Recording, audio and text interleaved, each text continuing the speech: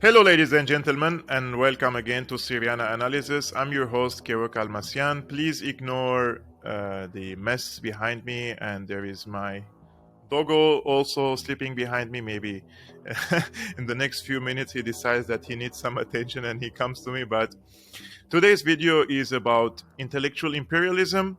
In the past video with the Chinese journalist Edward Chu, I mentioned and I tried to elaborate on intellectual imperialism and how some Western politicians, the elites in the press and the political sector, they think they know better what suits us and what is the best for other countries, especially in the Middle East and the African countries. If you haven't watched that video, I will now show you the segment that I spoke about intellectual imperialism, because they're really infected with intellectual imperialism. And I want to stress on this: there is the feeling and the conviction of superiority from these people over the people in the Middle East, Africa, Asian countries, that we know what is best for you. We know if Bashar al-Assad is good for you or not, and we think it's bad, and we think he has to go. And they are destroying this whole concept of democracy, which is the people in Syria have to choose their president. But despite that, they still intervene. And the difference between these people, and I'm sure she or he is from a Western mainstream outlet, but if you compare it with the Chinese and the Russian journalists or even activists, right? The things that Russia is doing nowadays in Ukraine, there are so many people in Syria itself or in Africa, they would disagree with Russia. However, they also say for decades, nobody cared about our human rights when we were smashed under American hegemony, right? And at the same time, they see the difference of handling the treatment from the Chinese and from the Russian side. I was watching at least 4 or 5 videos of African leaders on YouTube, although I probably disagree with them in their internal politics, but they are saying to the Americans that we want to deal with China. You have an obsession from China. We don't have that. The Chinese come here to us, invest, respect our sovereignty, respect our choices, the values and the way of life. The Americans, when they come and invest somewhere, they come with a political project with them, with sets of ideas. So today I was thinking about intellectual imperialism again, and I was making some research about it. And I thought I would like to write my own definition about intellectual imperialism, and I would believe I can summarize it in a few sentences. Intellectual imperialism is the idea of intellectual superiority and dismissal of other thoughts and arguments based on the premise that other nations, people, civilizations do not have the intellectual capacity and value to counter existing or established or mainstream thoughts. And since liberal democracies are based on set of values and ideas mostly developed by the West, they were able to project these ideas on the rest of the world.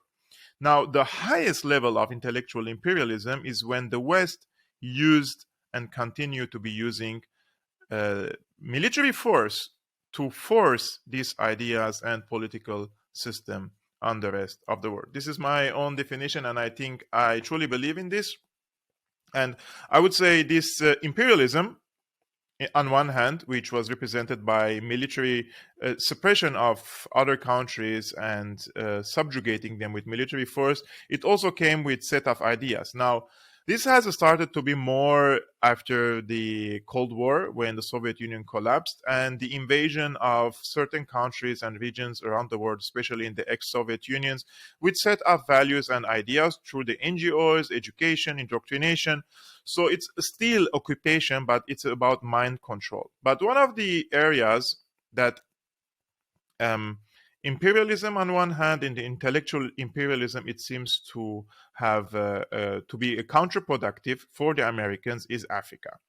Of course, in the Middle East, in some places, of course, it also the same case, but especially now in Africa, it seems that the African people, the nations, and especially the leaders aren't buying now the American pretending that the United States pretending to care about Africa again. So I would like to show you today a set of videos, and I would like you to see how African leaders, both in the government and in the opposition now, talk about the American imperialism and what the American imperialism has done for them in the past at least few decades, and why they are biased nowadays toward Russia and China, and they are suspicious of the United States. So we all know that it seems China, Russia, and the United States are also Europe. They're competing for influence over Africa. There are so many things that in Africa these countries are interested in, one of which is the trade routes, the Horn of Africa, the trade routes, and also the minerals and the natural resources. But there is a difference of approach. There's a different approach between these countries. It seems to me that the Africans think that Americans were forcing them to accept certain deals, certain giving the United States certain business agreements and privileges for them in the past. And now the Chinese and the Russians are coming, also investing in Africa, but this time they are giving the Africans a fair trade agreements, and they are treating them with respect. And for example, both China and Russia nowadays, they say that we consider Africa as part of the multipolar world, as a leading part of the multipolar world. So they're promising them a leading position in hopefully the multipolar world.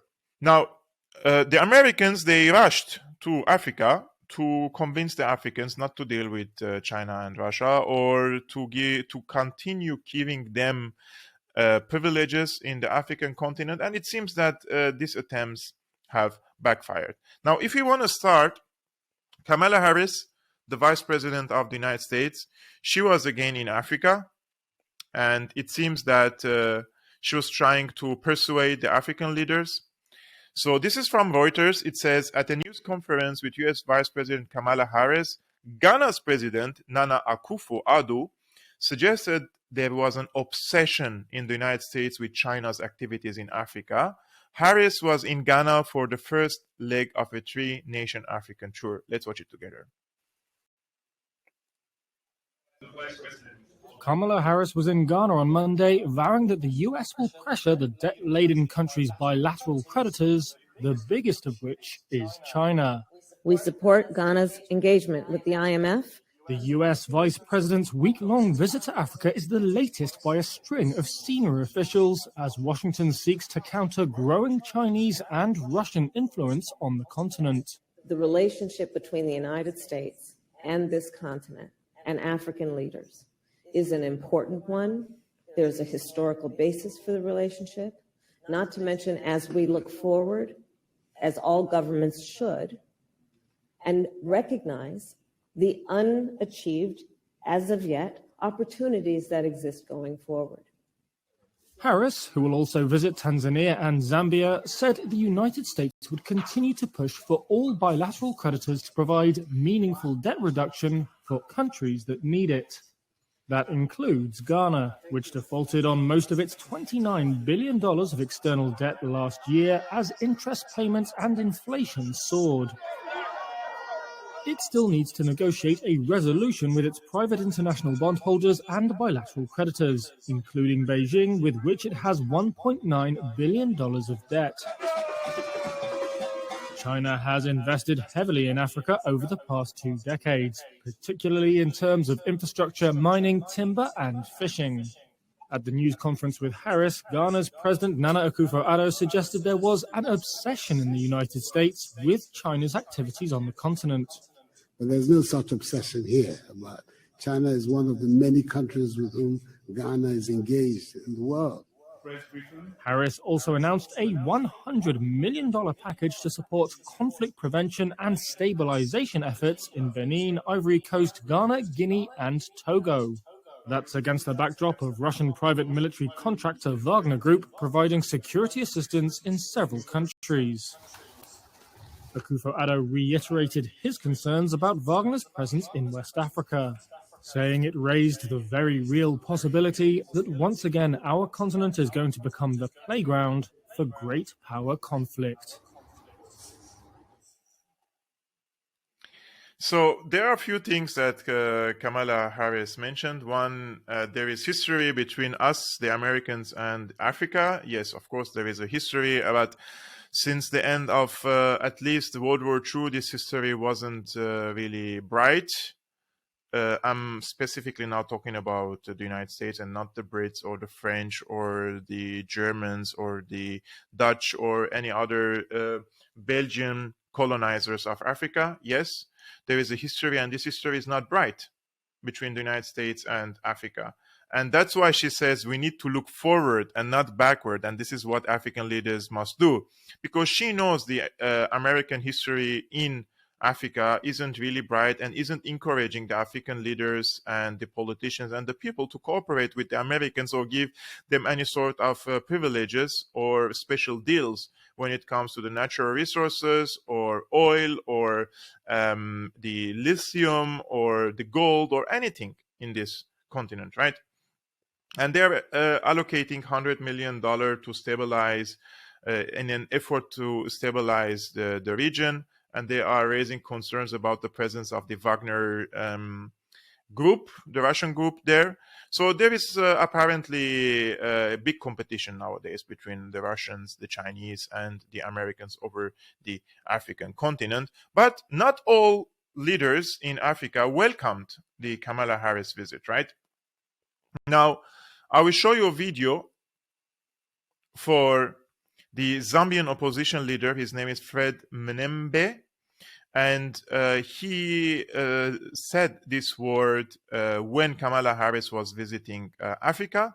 And he said, I quote, "The killers of Patrice Lumumba, those who toppled Kwame Nkrumah, those who killed Nasser, those who killed Muammar Gaddafi, today are coming to teach us about democracy." Let's watch it together. A country that has toppled so many governments in Africa, that has led so many coups in Africa and other parts of the world. A country that has killed so many of our leaders in Africa and other parts of the world. The killers of Patrice Lumumba, those who toppled Kwame Nkrumah, those who killed Nasser, those who killed Muammar Gaddafi, today are coming to teach us about democracy. A country that has been built on brutal force, on enslavement of other human beings, on the humiliation of Africans, the exploitation of Africans, the plunder of Africa, today is coming to teach us about democracy.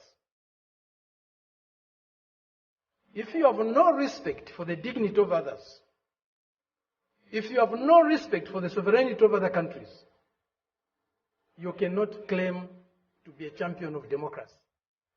If you don't respect the dignity of others, if you don't respect the sovereignty of other nations, you cannot claim to be championing human rights or democracy. Perfect. He described it perfectly. And this is the problem of the Americans that they're facing nowadays in Africa. How can they persuade now the Africans and tell them, don't deal with the Russians or the Chinese? Just leave all the past and all the history that we have with you, our persecution of you, our plundering your natural resources, toppling your governments, killing your leaders, only recently, a decade ago, they killed Muammar Gaddafi. And he mentioned, by the way, the Egyptian leader, Jamal Abdel Nasser. And this is, of course, a conspiracy theory, but Africans believe in it. And I'm not sure because it's still a theory. Some people say that he was killed, Abdel Nasser, and he didn't die of cancer. They believe that he's the person who was giving him the massage.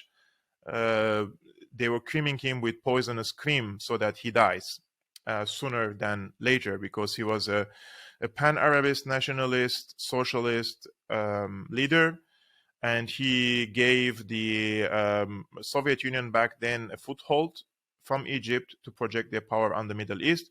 And when Nasser died, his successor, Anwar Sadat, he changed the course completely, and he kicked out the Soviets from Egypt, and he brought the Americans in the region. So one could argue that Nasser was killed by the Americans or the Israelis, because he wanted to nationalize the Suez Canal, nationalized the natural resources in his country.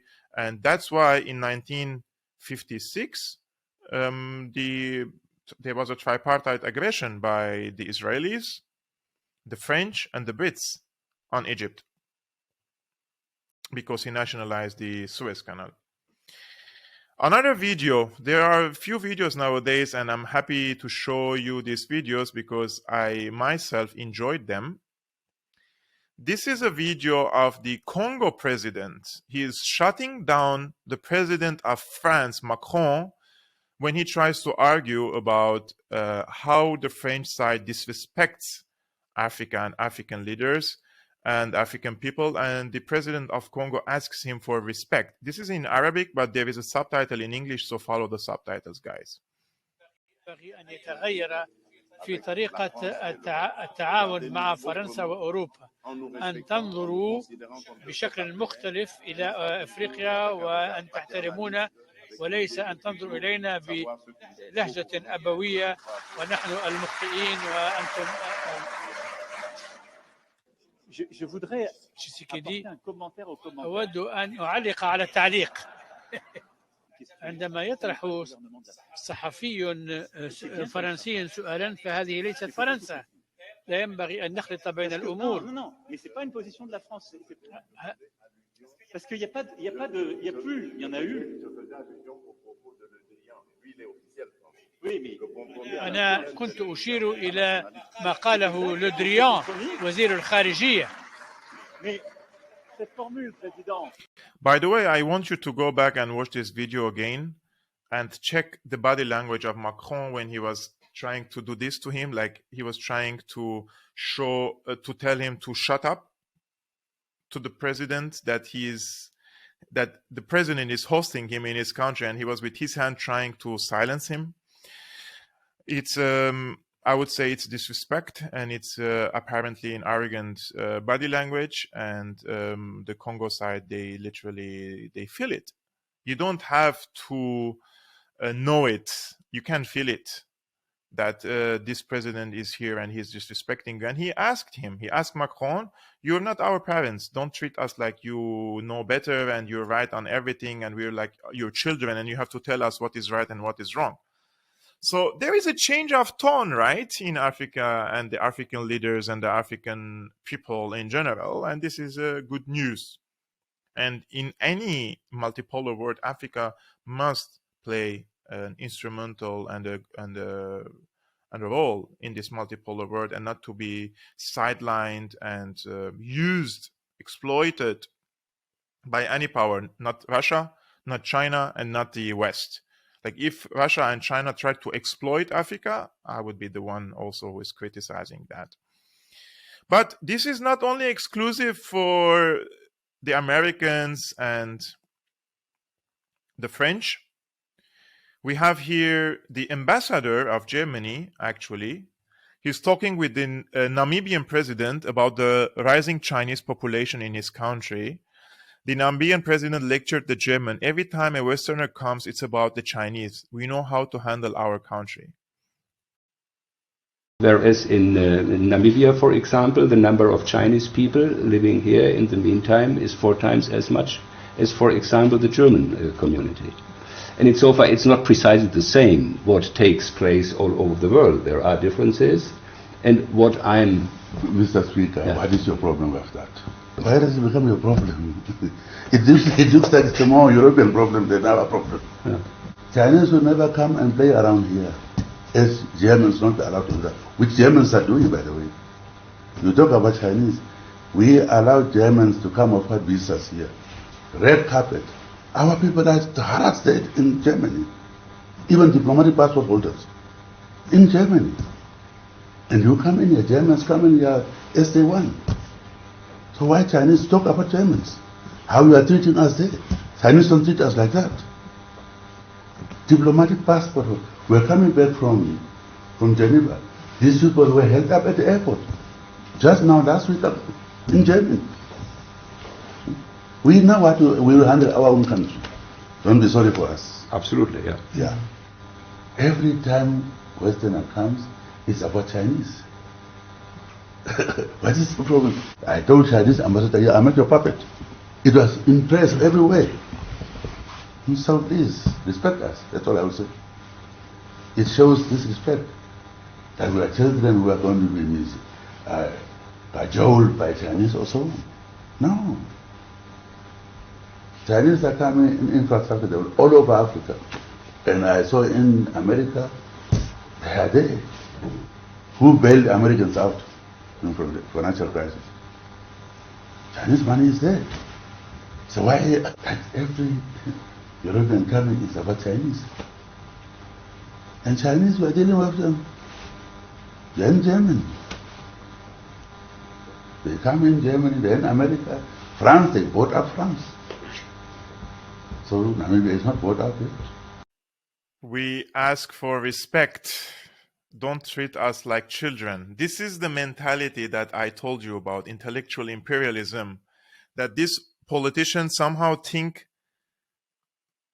they are the police of the world. They are the parents. They have to teach us in the rest of the world how to manage our affairs. And I'm not only talking about politics, our economic affairs, our social affairs, our education.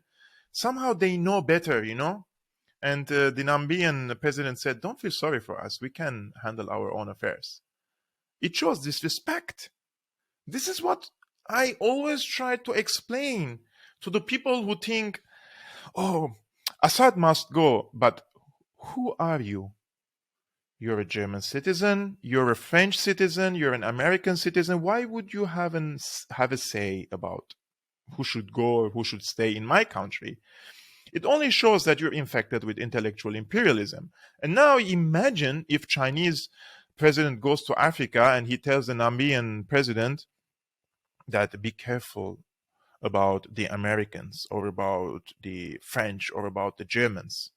It shows disrespect to the Namibian president that you're telling him, be careful. These people are, they may stab you in the back, you know. Be careful. I'm telling you about it. It's like, we're not children, bro.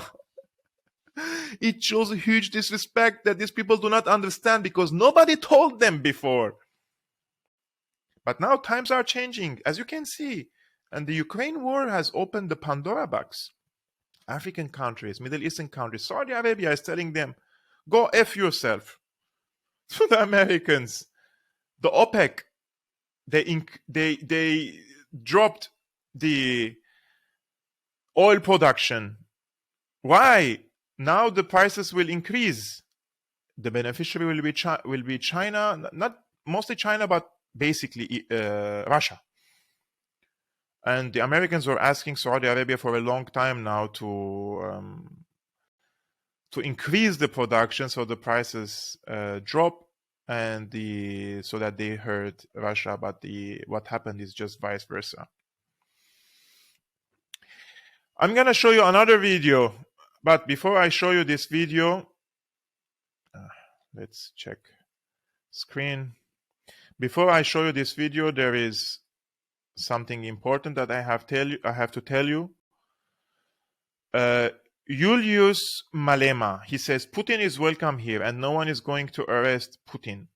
He's a South African politician. And I learned that he has racist approach toward the white people in South Africa. And so I personally condemn any sort of racism, whether against black or against white or against yellow. I don't see colors. I just see treatment of people to each other. You treat me good, I treat you good. But I heard from South African friends that this guy has some racist statements against the white people in South Africa.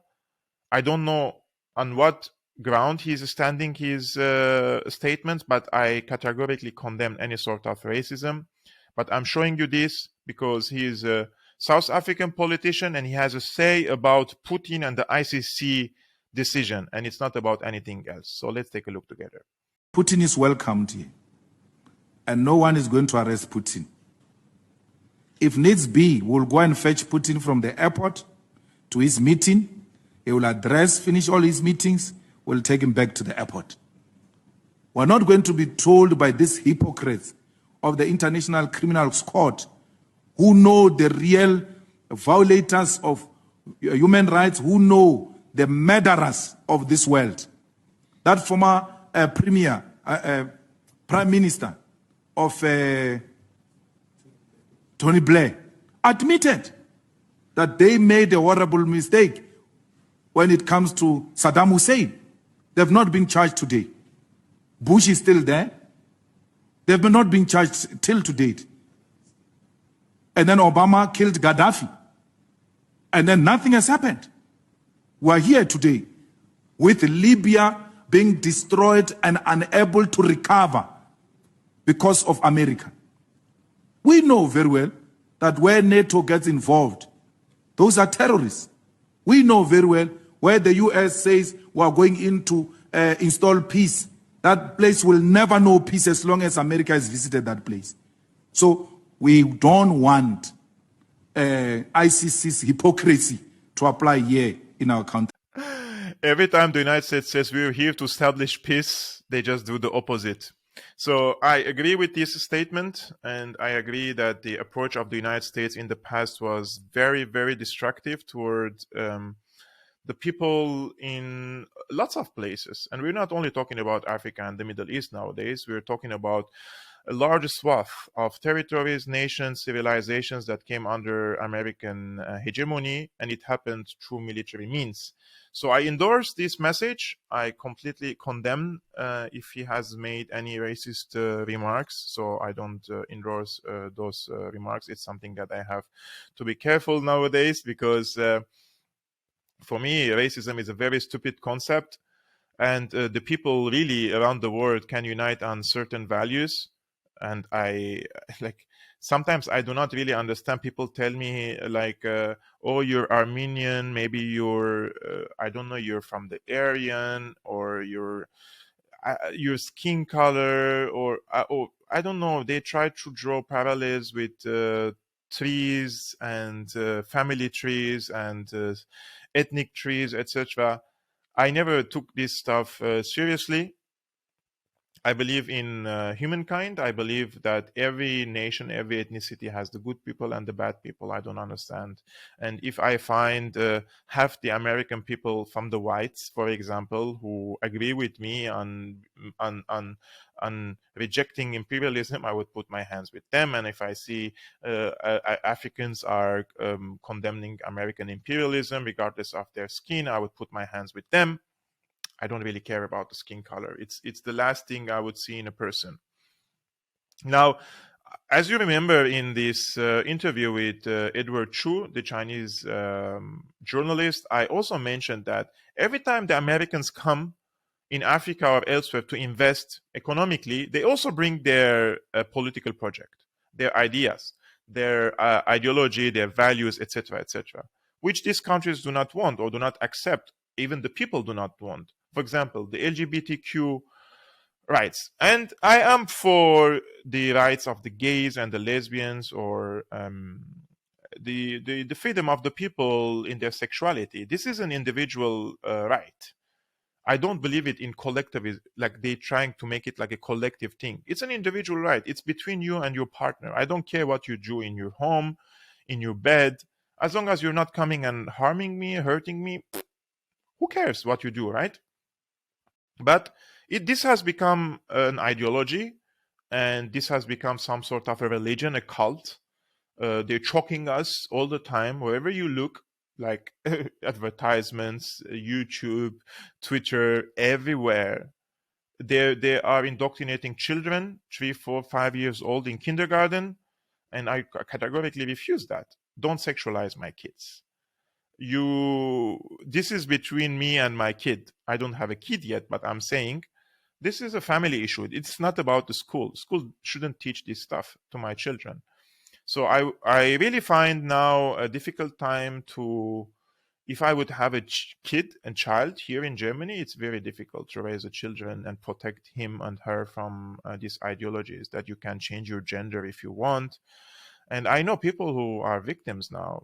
They disagree with this ideology, and their children, they are completely embedded with this ideology. They even change their gender. I would not like to see anything like this happen, this confusion to my children. So I really having a hard time to decide whether or not to have a children in this country, just to be honest with you. And about the LGBTQ, for example, rights, I have a video to show you. So this is coming from a Ghanaian member of parliament. His name is Sam Tsata George, and he calls out the hypocrisy at the recent foreign conference, and it's about the LGBTQ rights. But it's the hypocrisy of the US, where they call homosexuality a human rights issue in Africa, but yet they are doing business with countries where homosexuality is frowned upon. Over $1 billion of military hardware is sold to Qatar almost on a yearly basis. In Qatar, homosexuality is punished by death, not imprisonment. Why are they not threatening Qatar? One of the biggest trading partners of the United States government is Saudi Arabia. Saudi Arabia, it's punished by death. Why are they not threatening them? Why are they not threatening Russia? Then they come to Ghana and Africa and they want to come and threaten us with LGBTQ. The American government is a bunch of hypocrites. If they really want to flex their muscle, they should go and flex their muscle on Russia. But guys, did you realize the tone? These people have become really challenging the American hegemony. And were it not for Russia and China and their investment in Africa and the current Ukraine war and the apparent shift in the balance of power, I would not have seen or expected this type of statements from African leaders, because many of them are afraid of American imperialism and the way they murdered leaders, like murdered them in the most brutal way possible. Gaddafi was not only murdered like with a gun, he was raped. And they put a gun into his sensitive parts before killing him. This was ordered by France and the United States to kill him that way. How can you now convince these people that you are here for their sake and you want their best interest? It's not possible. It's not possible in any way. You can't. Unfortunately, this is the demise of the American empire. We are seeing it, and it's happening in a very fast pace. Very fast. I haven't expected that, to be honest. I thought this could be in the next generation or in the age of my children or grandchildren. It's happening so fast. I have an article to show you, which is so surreal and so funny at the same time. Can Kamala Harris's visit shore up U.S. relations with Africa? And I want to show you what they say here. Historical issues beyond the war complicate matters. While the Soviet Union had supported independence movements and the anti-apartheid struggle, the U.S. government designated today's ruling African National Congress a terrorist organization during the Cold War. Last month, African nations still accounted for nearly half of all abstentions on a UN General Assembly resolution that condemned Russia. Blinken suggested this history was making it difficult to change African countries' decade-long relationships with Moscow. Complicating it. Anyways, quote, unfortunately, unfortunately, the United States was much too sympathetic to the apartheid regime, so that history also doesn't get erased. overnight. It's a process, Blinken said in an interview with The Atlantic. Historically, the United States and Europe led their engagements through the prism of Africa as a problem to fix, whereas China focused on trade, becoming the region's largest partner. It's becoming problematic, of course, because of the history that I mentioned at the beginning. And now we have this article that says that the job of the American officials has becoming really difficult and problematic with the Africans because of the past of America in supporting the apartheid in South Africa. And the problem is now, the United States can say we abandoned this policy. But the truth of the matter is, the United States supported and still support fascist groups all around the world. They supported the Mujahideen in Afghanistan, very radical fascist, radical right-wing Islamists. The same thing in Syria, the same thing in Libya, in Somalia, in Chechnya, in Central Asia. So it seems that the United States haven't changed its attitude. Now they support the neo-Nazi groups in Ukraine. And this is another fact. So Africans, you cannot really fool them and telling them, I changed. I no more support fascist groups. You do up until this moment.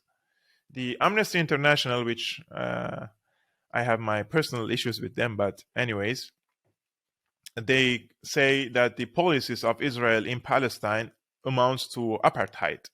And who supports Israel the most? And did you see what happened yesterday in Jerusalem, in Al-Aqsa Mosque? Beating up the people who are praying in the mosque brutally. It's mind-blowing if you see these videos. And I cannot even put them on YouTube now because it will be taken down, citing violence. But you can go on Twitter and just type Al-Aqsa. You will see all these videos. It's horrendous what the Netanyahu government and his extreme right-wing policies are doing to the Palestinians. It's unacceptable. Even the British ambassador or the spokesperson for the UK foreign ministry in the Middle East, she didn't condemn, but she sent her thoughts and prayers. Thoughts and prayers. She sent it to the Palestinians. It's incredible. If something like this happens in Russia or China or Syria or elsewhere, they would go ballistic and impose sanctions on these countries. Now, another important issue, just to show you the difference of approach.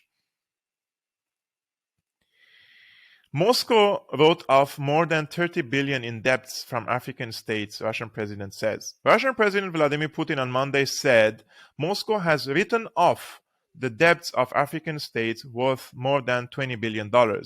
Speaking at an international parliamentary conference titled Russia, Africa in a Multipolar World, Putin said the trade turnover between Russia and African countries is growing every year, reaching almost $18 billion in 2022.